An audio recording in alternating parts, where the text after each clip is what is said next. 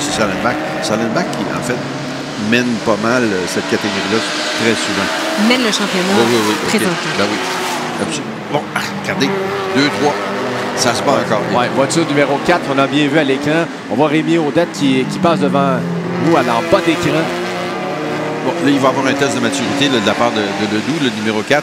Est-ce que Ledoux va être capable de se contrôler ou est-ce qu'il va essayer quelque chose d'impossible dans les tours qui restent? C'est ça, c'est ça qu'on va voir. Parce qu'on commence à décrire, il reste 5 minutes. Oui, mais regardez, ces deux-là se battent tellement qu'ils se ralentissent juste un petit peu, pendant que je pense que Mathieu est relativement confortable. Mais regardez Bergeron, il a réussi à rejoindre. Ça peut être un paquet de 4 et puis Quark qui est derrière. Oh là là. Oui, Block plutôt.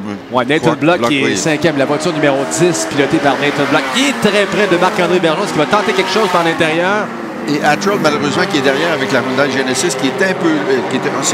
C'est Jonathan Rashley qui est derrière. C'est Rashley, excuse-moi, oui, je me suis trompé de couleur. Là. On la voit très bien, la voiture de Marc-André Bergeron, voiture numéro 47 qui passe au virage ici. Oh! Oui, et Block qui aimerait bien mettre la patte devant Bergeron. Mais Bergeron, la voiture s'est énergée un petit peu. Là. Je t'aiderai pas. Si tu veux me doubler, là, c'est pas me doubler, vas-y, mais moi, je suis pas mince. Excusez-moi, mais peut-être que Nathan Block est un peu plus rapide que Marc-André présentement. C'est ça que je disais. Lui, il est prêt à doubler Bergeron, mais il ne fera rien de désespéré. Du moins, là, il s'asseye. Marc-André joue bien sa carte. Là. Je retire mes paroles. Mais c'est là qu'on voit que Marc-André est bien coaché, par exemple. Oui, le sang-froid. Lui, la pression... Pas de problème avec ça, moi. Marc-André, dans sa jeunesse, a devenu tous les sports dans lesquels il jouait. Il jouait au hockey, il jouait au baseball. Il aurait pu jouer au baseball professionnel tellement il était bon aussi. Donc, ça ne me surprend pas en même temps. Mais là, regardez, avec Block, le Block va l'essayer au freinage. Non, il ne l'essaye pas. Ce qui se produit, c'est que cette bataille-là les ralentit, ces deux-là, un petit peu. Parce que tant que... Des fois, les pilotes travaillent ensemble et ils disent, écoute, on va rester ensemble. Ils se donnent des signes avec dans le miroir, dans la voiture. On va aller rejoindre les gars en avant. Puis une fois qu'on va rejoindre les gars en avant, on va pouvoir se battre mieux. Mais là, maintenant, le Block veut absolument doubler. Alors, ça coûte à Bergeron. Bergeron est obligé de conduire un peu dans les miroirs pour se protéger. Pendant ce temps-là, le 4 ici, difficile. Roger Ledoux, la voiture numéro 4 qui est en 3e position et la voiture 91 pilotée par Nick Whitmer. Là aussi, il y a une belle bagarre, 4 dixièmes seulement entre les deux pilotes et deux véhicules qui sont au coude à coude. Et on a vraiment de belles bagarres. On n'en aura pas pour longtemps, ces bagarres-là, mais on les aura eues au moins.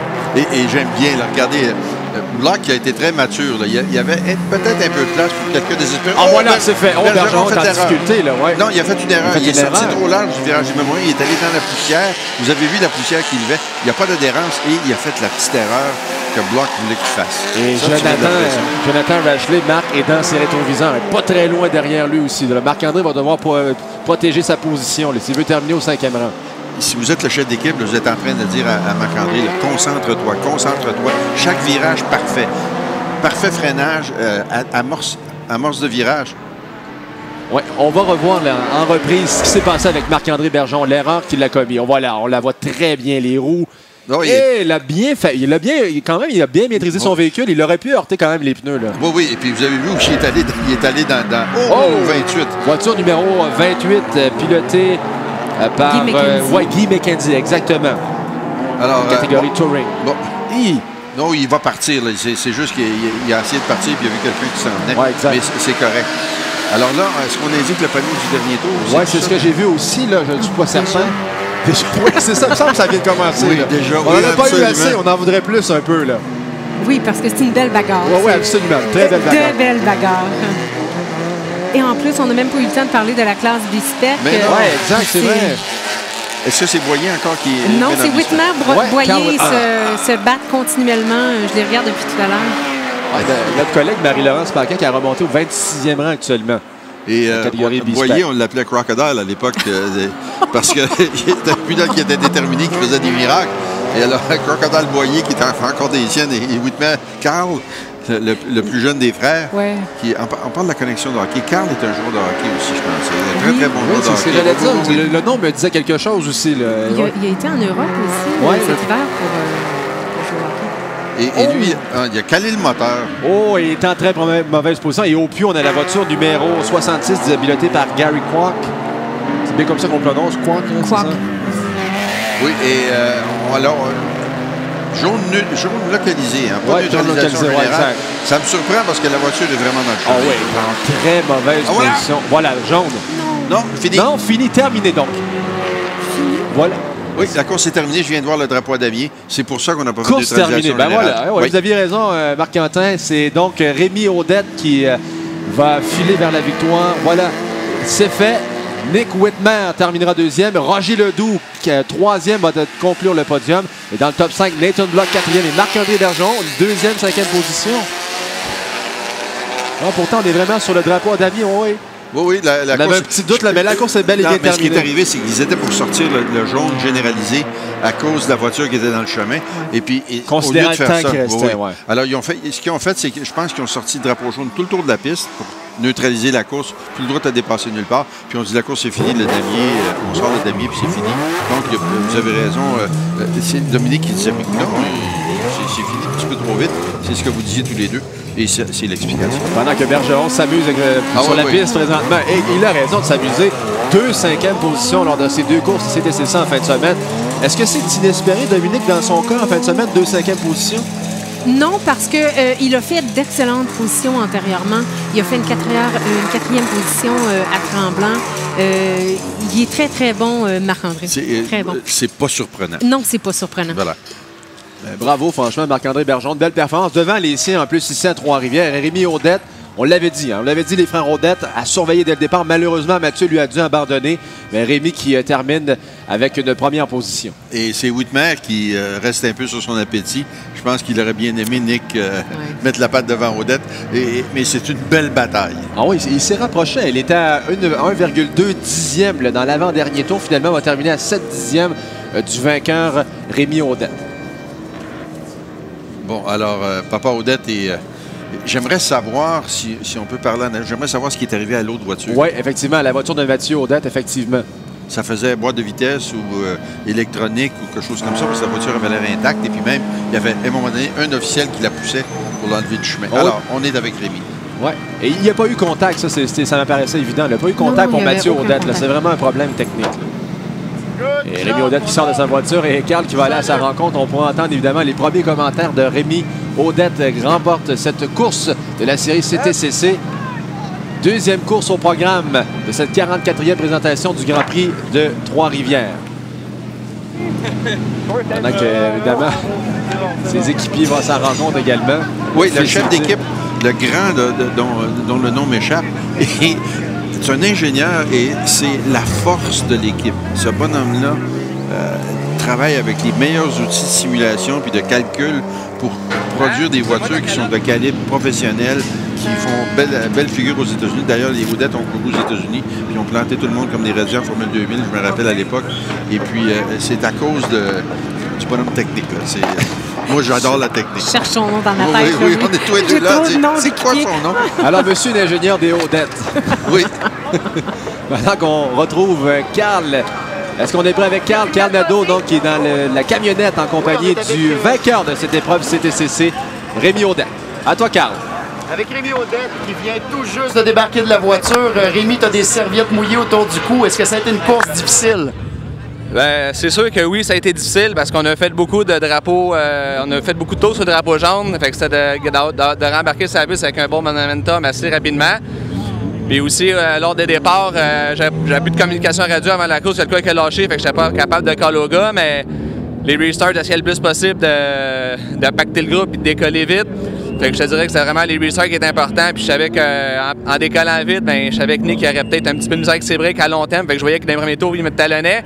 Mais après ça, je l'écartais. Fait que je suis bien content. On t'a vu d'ailleurs particulièrement agressif aux relances. Tu passais les derniers virages déjà passablement rapidement. Tu voulais passer un message.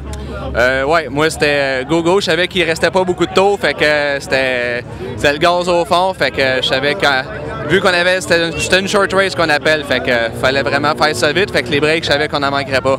Tu as fait une excellente course. Ça devait être un peu crève-cœur de voir la voiture de ton frère dans le mur.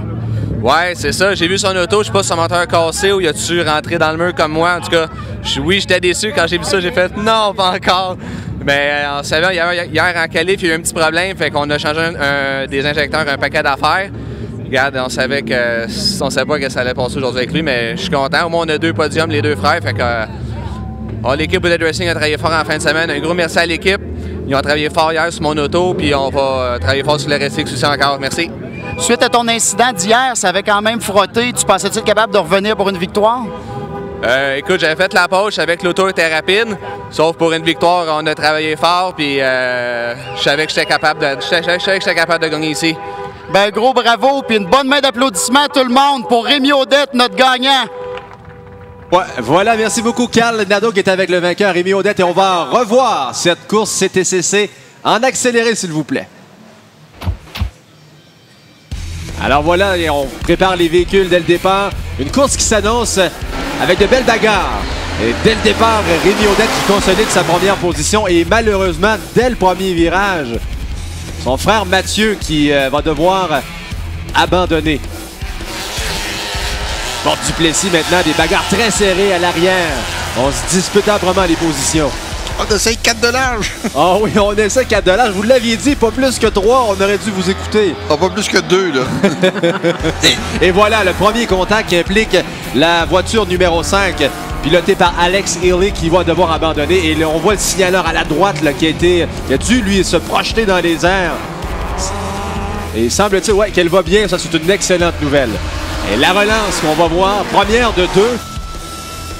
On voit des courses entre... Oh, et Lamini qui se fait heurter violemment par la Jocelyn Fecteau, la voiture numéro 77 qui va heurter la 48 de Paul Gravel. Pas encore de nouvelles des deux pilotes. J'espère qu'ils se portent bien au moment où l'on se parle.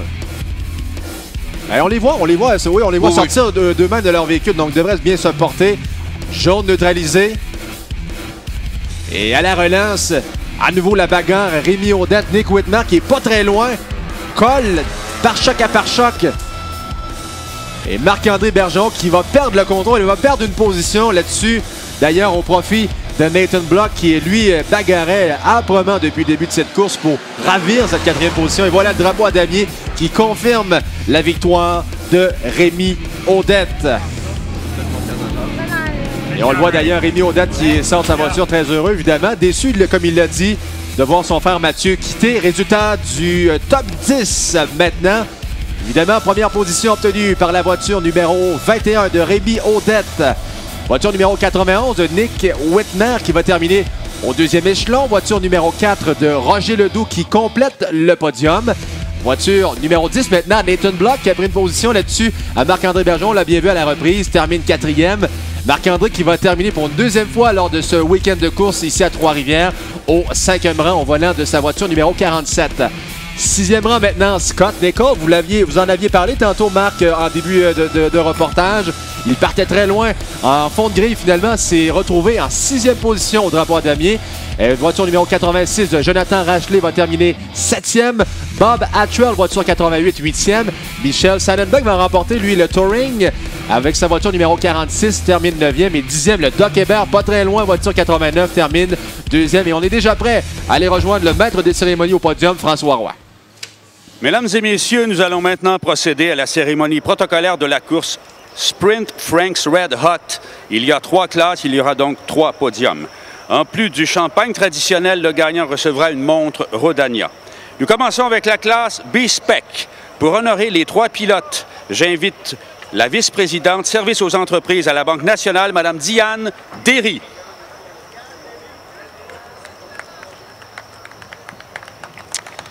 En 3e position, il est de Vaudreuil-Dorion, Alain Lausière.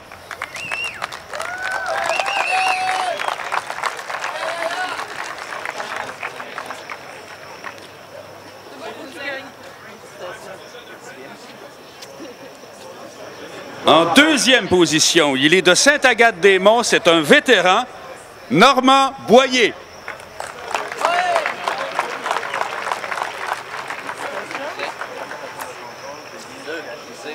Et le gagnant de la classe B-Spec, il est de Vaudreuil-Dorion aussi, Carl Wittmer.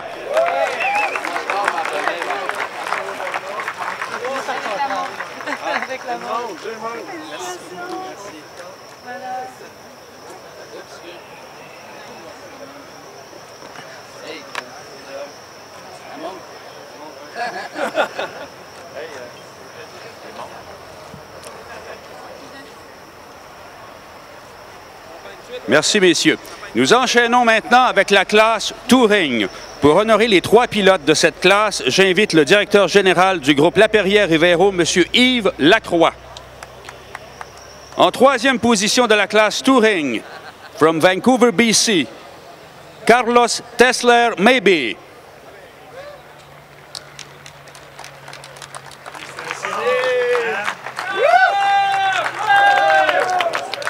En 2e position, le médecin de Ville de Bécancour, Jocelyn Hébert.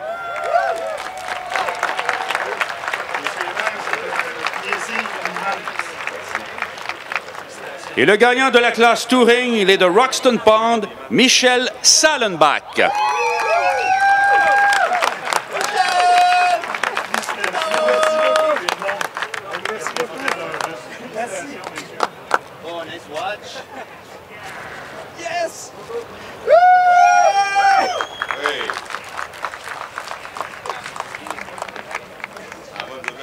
Merci, messieurs. Et nous terminons avec la classe super. Pour honorer les pilotes, j'invite la représentante du commanditaire Frank's Red Hot Sauce, Mme Kubota Maria. En 3e position, il est de Rigaud, Roger Ledoux.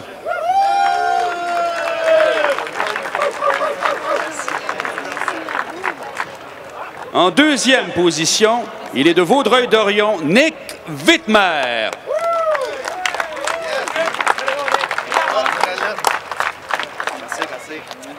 Et le gagnant de Sainte-Anne-des-Lacs dans les Laurentides, de Rémi Audette.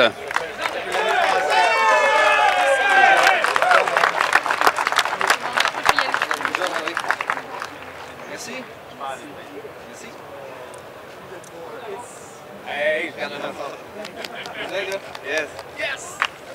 Mesdames et messieurs, ceci complète la cérémonie protocolaire de la course Sprint Frank's Red Hot. Restez avec nous pour la prochaine épreuve au programme dans la catégorie Porsche GT3.